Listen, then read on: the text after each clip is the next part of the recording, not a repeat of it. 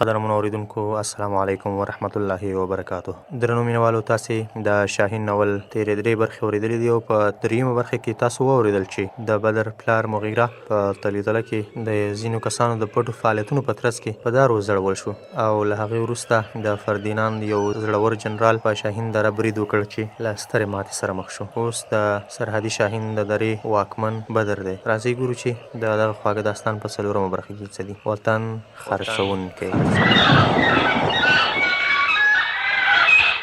شپې مهال د قسطلې د شاهي ماڼۍ په یوه کوټه کې ملکه ازابیلا او پاچا فردیناند په زرینو کرسیو یو بل ته مخامخ ناست وو. د دواړو په څېرو کې د ژورو سوچونو کرښې وې. ملکې د مسکا هڅه وکړه، وویل: ته ولې دومره پریشانه یې؟ زما په ګمان خو د غرناطۍ باج دومره زیاتې پیسې نه دي چې ته دې دومره ورته اندېښمن شې. پاچا ځواب ورکړ: ملکې زه د باج په خاطر پریشانه نه یم. څومره جزیه چې ابوالحسن موږ ته راکوله تر هغو څو چنده زیاتې پیسې زموږ په سرحدي تاڼو قرارګاو لګېدلي. خو زه داسې احساسوم چې د ابوالحسن له جزیې راکولو نه د انکار لامل دا دی چې هغه پر خپل ځواک ډاډه شوی دی. دا زموږ بدمرغي ده چې نن د غرناطۍ د تخت کوم بل دعوادار نشته. تر اوسه پورې زموږ د بریالیتوبونو ضامن زموږ تر تورو زیات د مسلمانانو خپلمنځي اختلاف و. ملکې ویل: که د غرناطۍ مسلمانان سره یو شي هم زه دا امید نه لرم چې هغوی به زموږ پر خلاف بغاوت وکړی شي. هغوی به د قرطبې، اشبیلي او طلیطلي د باغیانو انجام نه وي هیر کړی. پاچا وویل: ملکې ته د هغه وخت خبرې کوي چې د هسپانوي، عربي او بربري نژادونو مسلمانان یو له بل سره لاس او ګریوان وو. زموږ پخوانیو تر خپلو تورو زیات د دوی له اختلاف نه ګټه اخیسته او د هسپانیې له څلورو نه پر دریو برخو یې قبضه وکړه. که نه نو زه دا نه منم چې که دوی هم زموږ غوندې سره یو وای نو موږ به پر دوی بری موندلی وو. ملکې ځواب ورکړ: دا د سپېڅلې مریم د پیرزوینې نظر دی چې دوی په خپلو کې سره واوښتل. فردیناند ویل: کاشکې د قرطبې او طلیطلي په څېر سپېڅلې مریم د غرناطۍ مسلمانان هم په خپلو کې سره اړولي وای. که نه نو زه پوهېږم چې د دوی یووالی تر لوی نه لوی دښمن په ګونډو کولی شي. دوی که سره تیت او پرک وي د شمال یو ملایمه څپی د ریګ د ذرو په څېر سره پاشلی شي، خو که سره متحد شي د توند او سخت طوفان په مخ کې به د کمرونو په څېر ودرېږي. ما ته معلومه شوې ده چې د غرناطۍ څو تنه عالمان د اسلام په نامه د دوی د پارولو هڅه کوي. که دا رښتیا وي نو زه د ابوالحسن خبرې هسې بې معنا ګواښونه نه ګڼم چې اوس زموږ په زرابخانو کې د جزیې د سکو پر ځای پولادي تورې جوړېږي. ملکې رښتیا خبره دا ده چې زه د خپل فوز پر ځای په دې نازېدم چې د غرناطۍ مسلمانان په خپلو کې سره په جنجال کې دي او ما ویل زه به د دوی له خپلمنځي جګړو نه ګټه واخلم. ازابیلا ویل: خو که په غرناطه کې خپلمنځي جګړه نه وي هم موږ باید د خپل فوز له کار اچولو نه ډډه ونه کړو. زه دښمن ته د موقع ورکولو پلوی نه یم. فردیناند ویل: زه هم په دې سوچ کوم، خو د کاونټ سینټیاګو له حماقت نه وروسته چې زموږ د فوز په شهرت کوم داغ لګېدلی تر اوسه مو هغه نه دی جبران کړی. ملکې وویل: که سرحدي شاهین د یو خپلواک حکمران په حیث ومنو له هغه سره به د غرناطۍ پر خلاف څه معاهده ونه کړی شو. پاچا ویل: نه، بلکې زه په دې ویرېږم چې ابوالحسن زموږ پر خلاف د بغاوت اعلان کړی، هغه به بې له ځنډه خپل ملاتړ ورسره اعلان کړی وي. یو پوځي منصبدار کوټې ته ورننوت، په ملا خم شو. له سلام نه وروسته یې ویل: ابو داود په دربار کې د حاضرېدو اجازه غواړي. فردیناند په غوسه شو، ویل: ما امر کړی و چې هغه سمدستي ما ته حاضر کړئ. پوځي افسر تر الفاظو زیات د پاچا له غږ نه ووېرېده، په منډه بېرته ووت. ملک ویل: ته په دې باور لرې چې که ابو داود غرناطۍ ته ولاړ شي هم زموږ وفادار به پاتې شي؟ پاچا ځواب ورکړ: د مغیره له نیولو نه وروسته هغه د تل لپاره زموږ اعتماد ترلاسه کړی دی. ازابیلا ویل: خو د غرناطۍ شاهي ماڼۍ ته یې رسېدل ښایي دومره اسانه نه وي. ابو داود کوټې ته ورننوت. د هغه عمر 45-50 کاله معلومېده. د څېرې او بڼې نه هغه د عربي او هسپانوي ګډ نسل څخه ښکارېدو. ږیره یې تر نیمایي زیاته سپینه شوې وه، خو څېره یې د ځوانانو په څېر تازه وه. توره چپنې اغوستې او سپینه پګړۍ یې پر سر وه. ابو داود وړاندې شو، لومړی یې د پاچا او بیا د ملک لاسونه ښکل کړل. 2-3 ګامه شاته ولاړ او په ادب لاس په نامه ودرېد. پاچا یوې خالي کرسۍ ته اشاره وکړه، وویل: کښېنه. ابو داود زړه نازړه غوندې وویل: غلام له امر نه سرغړاوی نه شي کولی، خو ما ته د پاچا او ملکې په حضور کې درېدل هم لوی ویاړ او عزت دی. فردیناند په مسکا وویل: پاچا او ملکه تا ته د کښېناستلو حکم کوي. ابو داود ویل: غلام ته د سرغړاوي څه مجال دی؟ او بیا په کرسۍ کېناست. فردیناند ویل: ابو داوده، موږ پوهېږو چې د قدرت اشارې زموږ د پاکو راهبانو نه وړاندې تا ته څرګندېږي. موږ یو ځل بیا ستا ذهانت ازمویو. ووایه موږ ته چې نن کومه ستونزه په مخ کې ده هغه څه ده؟ ابو داود ځواب ورکړ: کمره د خپل بادار په مخ کې د خپل معمولي عقل او پوهې څرګندونه کوي هم دا ګستاخي ده.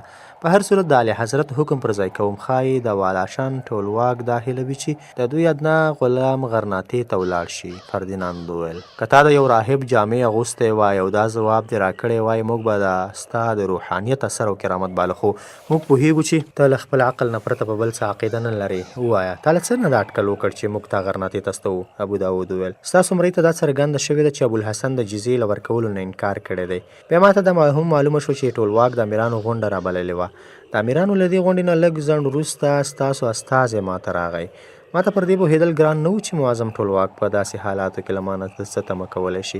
زه پوهېږم چې که د ابوالحسن پر خلاف ما کوم مورچل تاسو ته وي نو هغه له غرناطې پرته بله نه شي کېدای. پاچا ویل نو تا به دا سوچ هم کړی وي چې په دې مورچل کې به ته څه کوې؟ ابوداود ویل هو زه داسې احساسوم چې په غرناطه کې د ګډوډۍ او اختلاف جوړولو لپاره د تخت او تاج دوهم دعوادار پیدا کول ضرور دي او د حضور غلام به غرناطې ته له تګ نه وروسته دا پرېکړه کولی شي چې د تخت او تاج دوهم امیدوار څوک کېدای شي. پاچا ویل د زغل په باب ستا رایه څه ده؟ ابوداود ویل د زغل په باب زما رایه دا ده چې هغه به په هر صورت د خپل ورور ملاتړ کوي. خو پاچا ویل خو څه؟ ابوداود وویل زه په پوره باور نشم ویلی خو ځینې واضح دي چې د ابوالحسن له یو زوی نه کار اخیستل کېدای شي. ما اورېدلی دی چې ابو عبدالله په دې اندېښنه کې دی چې پلار یې ناسکه ورور ولیعهد ټاکي او دا مې هم اورېدلی دی چې پر ابوالحسن خپله نصرانۍ مېرمن ډېره ګرانه ده. فردیناند د خوښۍ نه لږ راوچت شو وویل نو ته څه ته انتظار یې؟ که ابو عبدالله شکمن شوی دی ته د ده شک په یقین بدلولی شي. ته سبا ته روان شه. ابوداود ویل زه تیار یم خو زما کار داسې دی چې باید له مېرمنو او اولادونو سره ولاړ شم.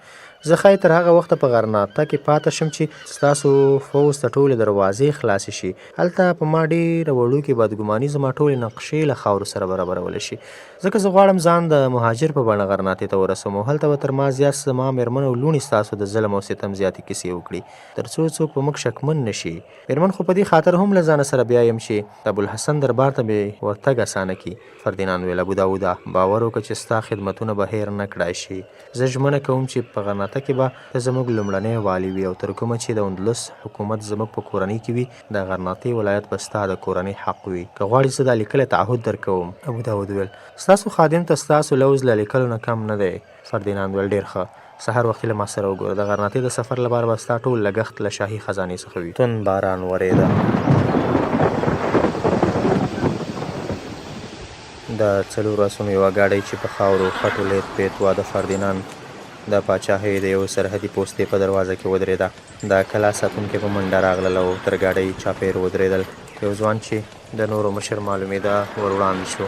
د ګاډۍ دروازه یې بېرته کړه دننه یې ور وکتل او په ادب یې ویل ما ته ستاسو په باب د والي هدایت را رسېدلی دي. ستاسو لپاره تازه نخ ساسونه تیار دي خو په دې توند باران کې ښایي سفر درته ګران وي. که تاسو ته مناسبه ښکاري نو د باران تر درېدو په خوړونو کې د سیلاونو له درېدو وروسته به وخوځېږو. ستاسو لپاره ډوډۍ تیاره ده. ابوداود بهر ته وکتل وویل زموږ د سفر لپاره هم دغه موسم غوره دی. موږ به دلته ډوډۍ وخورو او روانېږو. زه د خپل سفر په اړه یو څو هدایت هم درکوم. ځوان ځواب ورکړ موږ د سر په سترګو ستاسو د هر حکم سرته رسولو ته تیار یو. له ابوداود سره یې مېرمن او دوې ځوانې لوڼې ښکته شوې. کشره نجلۍ چې انجیلا نومېده له خپلې خور نه 2-3 کاله کشره وه. دوهمه نجلۍ ربیعه د انجیلا نه سکه خور وه. د فوزي افسر په لارښوونه دوی د کلا یوې کوټې ته ننوتل او د ډوډۍ په میز شاوخوا په چوکیو کېناستل. نوکرانو ډول ډول خواړه په زرینو پتنسونو کې راوړل او په میز یې کتار کړل. د ابوداود په اشاره د چوڼۍ منصبدار هم له دوی سره په خوراک ور شریک شو. ابوداود د ډوډۍ په وخت کې له منصبدار نه وپوښتل له دې ځایه به د غرناطې لومړۍ پیره څومره لرې وي؟ افسر ځواب ورکړ د 8 میلو په شاوخوا کې خو 3 میله وړاندې به تاسو د دوی د واکمنۍ ساحې ته ورننوځئ. زه فکر کوم چې که زه د دوی افسر ته ولیکم نو هغه به له سرحد نه وړاندې ستاسو د ساتنې لپاره خلک راواستوي. خو ما ته والي ویلی دی چې زه ستاسو په باب چاته څه ونه وایم. ابوداود ځواب ورکړ والي زما په هدایت عمل کړی. زه د دوی سیمې ته د پاچا د سفیر په حیث نه د یو مهاجر په بڼه ورځم. افسر ویل زما په ګمان که تاسو هغوی ته دوکه ورکول غواړئ بیا خو باید د دې ګاډۍ پر ځای په بله لاره په اسونو یا پلي ولاړ شئ. دوی پوهېږي چې په دې لاره تاسو په ګاډۍ کې زموږ له نظره غلي نه شئ تېرېدای. ابوداود ویل زما په ګمان د قسطلي او غرناطې سوداګر په دې لاره آزاد تللی راتلی شي. بیا هم چې ما څه پلان طرحه کړی تر ډېره کامیاب دی. ته د 20 تنو سپاهیانو ته مر وکړه چې تیار شي. دوی به پر موږ پسې راځي. کله چې موږ تر سرحد واوړو دوی به داسې ښیي چې په موږ پسې راوتلي دي. کله چې د غرناطې د تاڼې فوزیان دا وګوري چې عیسوي سپاهیان په موږ پسې دي نو دوی به خامخا مداخله کوي. موږ ته به دوی پناه راکړي ستا فوجیان به له هغوی سره تر معمولي ټکر وروسته بیرته راوګرځي افسر وویل پلان خو ډېر غوره دی خو زه ویرېږم چې لاره خرابه ده ستاسو ګاډۍ پکې چپه نه شي ابوداود ځواب ورکړ په داسې معاملو کې معمولي پیښو ته څوک پام نه کوي که کوچوان ټپي شي آسونه یو دوه درې غشي ولګېږي دا معمولي خبره ده افسر وویل ډېره ښه ده زه به پخپله سپاهیانو سره یم د کلا د ساتونکي مشر افسر خپل یو سپاهي راوغوښته ورته وویل ته د 100 تنو سپرو د تیاري امر ورکړه زه د یو ضرور کار لپاره ځم هغه بیا ابوداود ته مخ واړه وویل تا د سرحدي شاهین په باب څه اورېدلي دي په دې خبرو د ابوداود مېرمن او لوڼې څک شول او غوږ یې ونیو ابوداود په ډاډ ځواب ورکړ هو ما د هغه په باب ډېر څه اورېدلي دي خو زما په ګمان د هغه سیمه له دې ځایه ډېره لرې ده افسر وویل د هغه سیمه لرې ده خو ملګرو یې 3 ځله زموږ آسونه بوتلل انجلا زر پوښتنه وکړه څه وخت افسر وویل تېر کال سږ کال هغه زموږ خواته پام نه لري خو تېر کال یې په دې کلا کې 1 هفته قبضه هم لرله انجلا بیا پوښتنه وکړه نو تا به هغه خامخا لیدلی وي هغه څه وړ انسان دی افسر وویل هغه زموږ په مخ کې له څېرې نه پرده لرې نه کړه خو له غږ نه داسې ښکارېدو چې عمر یې ډېر نه دی میریا پوښتنه وکړه تاسو هغه له کلا څه وړ وویست افسر وویل هغه پخپله تللی و د هغې یوازې غله او آسونه په کار و انجلا وویل ما اورېدلي چې هغه ډېر ظالم دی افسر ځواب ورکړ د هغه تر ټولو ستره ښېګړه دا ده چې ظالم نه دی هغه په بېکسو او بېوسلو خلکو لاس نه پورته کوي په لوېدلي دښمن ګزار نه کوي په دې کې شک نشته چې هغه زموږ د پاچاهۍ ډېر بد دښمن دی خو هغه یو شریف دښمن دی ابوداود ویل زه ستا رښتیا ویل ستا یم ستا په څېر کاونټ سنټیاګو هم د هغه د شرافت ستاینه کوي انجلا ویل پلار جانه که هغه په لاره کې موږ ته په مخه راشي زما باور دی چې خپله غوره آسونه به موږ ته راکړي چې موږ ورسوي ربیې ویل هغه خلک شاهین ولې بولي افسر ویل دا نوم کاونټ سنټیاګو پرې ایښی دی او سبب یې دا دی چې په توندۍ ګړندیتوب او هوښیارۍ کې له شاهین نه کم نه دی ابوداود پوښتنه وکړه دا رښتیا ده چې هغه د مغیره زوی دی افسر ځواب ورکړ په دې اړه ډول ډول رایې دي ځینې وایي چې هغه د مغیره زوی دی د ځینو دا ګمان دی چې هغه د مراکش دی ابوداود وویل موږ ته به ډېر ژر څرګنده شي چې هغه څوک دی پوځي افسر پوښتنه وکړه آیا معظم پاچا پر هغه د یرغل اراده لري ابوداود ځواب ورکړ د هغه دومره ځواک نشته چې پاچا پخپله پر هغه د حملې پروګرام ولري د هغه لپاره یوازې یو هوښیار سړی کافي دی چې د هغه د جګړې په طریقه پوه شي باران هماغسې توند ورېده تر 2 میلو پورې د دوی ګاډۍ معمولي روانه وه بیا ابوداود کوچوان ته امر وکړ چې ګړندۍ یې وځغلوي پر دوی پسې سپاهیانو د خپل افسر په امر خپل آسونه ودرول کله چې ګاډۍ د 1 میل په فاصله ترې لرې شوه نو آسونه یې 4 ګام ورپسې خوشې کړل په مغزوړې دره کې سړک ځای ځای په اوبو کې پټ و ځکه خو د ابوداود له اصرار سره کوچوان له احتیاط نه کار اخیست کله به چې آسونه ګاډۍ ته ورنږدې شول رفتار به یې رو کړ او ګاډۍ ته به یې د وړاندې تلو فرصت ورکړ سیلاوونو ځای ځای سړک غوڅ کړی و د لارې په هسکو ټیټو او کاڼو کې د ګاډۍ په جټکو انجلا او د هغې مور سخت احتجاج کاوه د ابوداود سره هم څو ځله له خپلې مېرمنې او لوڼو سره وجنګېد خو هغه د انجلا په فریادونو او د مېرمن په واویلا هېڅ پروا ونه کړه یو ځل د ګاډۍ او ایرابا په یو ژور ځای کې له لوېدو وروسته له ډبرې سره ټکر شو چې له جټکې سره د میریا سر له چت سره وجنګېده هغې چیغې کړې ګاډۍ ودروئ که نه په همدې رفتار کې ترې نه ځان غورځوم ته وحشي نن به مې د بچۍ اروا واخلې او زیبه زه پوهېږم ستا نیت ښه نه دی ته غرناطې ته له رسېدو نه وړاندې له موږ نه ځان بېغمه کول غواړې د خدای په خاطر ګاډۍ ودروه د یوې بلې سختې جټکې سره د ربیې او انجلا سرونه سره وجنګېدل انجلا بیا واویلا پیل کړه بیا ابوداود وویل که زه پوهېدی چې ته به هم د مور په څېر دومره بې حوصلې وي نو له ځانه سره به مې نه راوستې ربیې ته وګوره تر اوسه یې سوڼ نه دی تر خولې ختلی ابوداود چې دا وویل میریا او انجلا پر ربیعه وربړچ وهل میریا وویل ربیعه خپلو هم مذهب او خپلو خلکو ته په ورتګ خوشحاله ده انجلا وویل ربیعه په دې هم پوهېږي چې که څه پیښه وشي نو له ټولو نه د مخه به خلک دې ته پام واړوي ربیعې د دوی د پیغور او ستغو ستپورو نه بې پروا وویل پلار جانه مور جانه او انجلا ولې پریشانه کې د ګاډۍ درولو امر ورکړه ابوداود ویل میریا لږ همت وکړه موږ د غرناطي سیمې ته ننوتلي یو د دوی خلکو به لیدلي یو زموږ د مرستې لپاره به راورسېږي په کور کې چې ما تا ته په دې باب څه ویل له خوښۍ نه دې ټوپونه وهله اوس له دې لږ تکلیف نه دومره په وویرېدې انسان په دنیا کې د عزت او اقتدار لپاره له لویو لویو خطرناکو پړاوونو نه تېرېږي میریا په چیغه ورته ویل ته هم عجیب احمق یې په دې توند شمال او باران کې به څوک ستا لارې څاري هغوی به په مزه مزه په خپلو کوټو کې ناست وي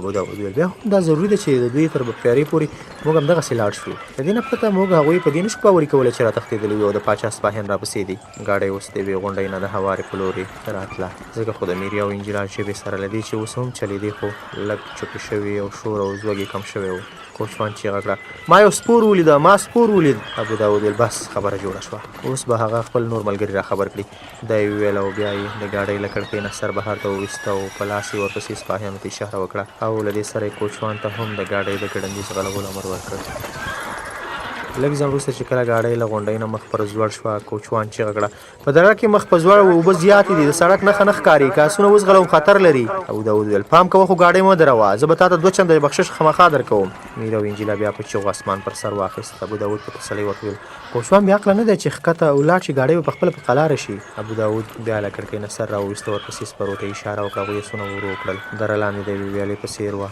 خو کوچوان د زیات بخشش په تمه پر سینه د صلیب له رسمولو وروسته آسونه په اوبو ورګډ کړل خو له څو ګامه تلو وروسته ګاډۍ له سړک نه چپه شوه او په یوه جټکه کوچوان د ګاډۍ له مخې نه ټس په شا ور ولوېد او بیا لاندې پرېوت آسونه په ځغاسته شول خو بې له څه پېښې ګاډۍ او آسونه بېرته سړک ته ووتل له یوې پیچومې نه په تېرېدو ګاډۍ یو پراخ میدان ته ووته او ابوداود دننه په دې نه و خبر چې ګاډۍ له کوچوان نه محرومه شوې ده خو کله چې آسونو سړک پرېښود او په هوار میدان کې وځغستل په هسکو ټیټو کې د ګاډۍ جټکې له زغم نه ووتلې هغه کوچوان ته غږ وکړ خو چې ځواب یې وانه ورېد دروازه یې بېرته کړه بهر ته یې وکتل کوچوان نه و مخامخ لږ وړاندې ګڼې ونې وې د ګاډۍ په مخ کې داسې ډبرې هم وې چې د دوی ټولو د مرګ سبب کېدای شوې شاته آسونه دومره لرې وو چې هغوی ته هم د دوی بې جلبه آسونو راقبو کول ګران او ناممکن و ناڅاپه له ځنګله نه 30-40 تنه سپاره راووتل او د برېښنا غوندې ګړندي آسونه یې ګاډۍ ته راورسېدل تر ټولو مخکې به یو مشکس یو نقاب اغوستونکی سپور و چې سپینه چپنې شمال رپوله د مول وهلي نقاب پوښ په اشاره سپرو نیزې په لاسو کې څرخولې او د تکبیر چیغې یې وهلې پر ګاډۍ پسې سپاهیانو ته ورکاږه شول هغوی د ګاډۍ په لورې له څو غشو راویشتو نه وروسته د آسونو جلبونه کش کړل او بېرته وګرځېدل مول وهلي چې ګاډۍ بې کوچوانه ولید داسې د ګاډۍ آسونو ته ورنږدې کړ او په هغې ور ټوپ کړل دی لا نه و سمبال شوی چې د ګاډۍ وایرابا له یو کمره سره ټکر شوه ماته شوه ګاډۍ په یوه لوري چپه شوه خو مول وهلي سپاره بالاخره آسونه ودرول لږ ځنډ وروسته چې د مول وهلي ملګرو د ګاډۍ تعقیب کوونکي وځغلول او یو پریشانه کوچوان یې ورسره بندي راوست نو هغه ماتې ګاډۍ او په هغې کې په زګیرویو مسافرو ته اشاره وکړه ویل افسوس چې ما دوی بچ نه کړای شو زخمي شول خو زه هیله من یم چې ژوند ته یې ګواښ نشته په دې ګاډۍ کې دننه د دوی یو صندوق پروت دی هغه هم راواخلئ ابوداود د بېخودۍ له حالت نه راووت سترګې وغړولې او بیا کېناست خپله په وینو ککړه ټنډه یې لاس راتېر کړ او بیا یې مول وهلي او ملګرو ته په کمزوري غږ وویل ډېره مننه دی خپلو لوڼو او مېرمن ته وکتل وویل میریا ربیعې انجیلا هغه یو پر بل پسې 3 واړه وخوځولې میریا زګیروی وکړه او بیا یې سترګې وغړولې خو له وارخطایۍ نه یې بېرته پټې کړې یوه شېبه وروسته یې بیا سترګې وغړولې خپله لور یې په زوره زوره وخوځوله ویل انجیلا زما انجیلا د انجیلا له لاندنۍ شونډې او تندي نه وینې روانې وې له څو ځله یې زګیروي او اسویلۍ وروسته یې سترګې وغړولې او خپلې مور ته یې وکتل قدرمنو اورېدونکو د شاهین ناول 4مه برخه په همدې ځای پای ته رسېږي سبا شپه چې د دغه خواږه داستان د 5مې برخې سره ستاسې درانه خدمت ته راځم تر هغې مو په پاک الله سپارم